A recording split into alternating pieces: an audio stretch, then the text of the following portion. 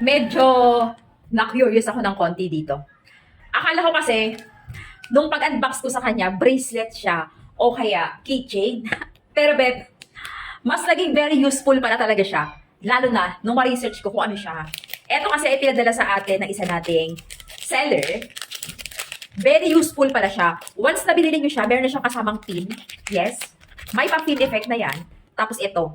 Oh, huhulaan nila kung para saan. Para siya sa bracelet ng watch. Strap siya ng watch mga pangga. Okay? May kasama na siya. Ito, oh, nakapin. Dalawa. May pin na yan dyan, magkabilaan. Okay?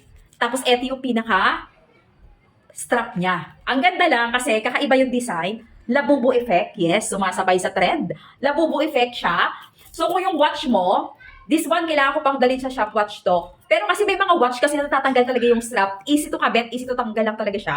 Ayan. Eto babes ko, ganyan. Tapos ikakabit mo lang siya ng ganun. So magagamit mo na siya. Pakita ko sa inyo, naka-plastic pa kasi to. Very cute-cute lang siya, minimalist lang. Sobrang discounted to ngayon, sobrang mura lang. Pakita ko sa inyo sa malapitan. Very cute-cute lang pala talaga siya. Alam nyo, bagay na bagay, swak na swak to sa smartwatch ko. Kasi normally, yung smartwatch, pwede mo talaga siyang ditanggal siya. Pwedeng magkabit, tapos pwedeng magbawas ng strap. So ito, pakita ko yung smartwatch ko.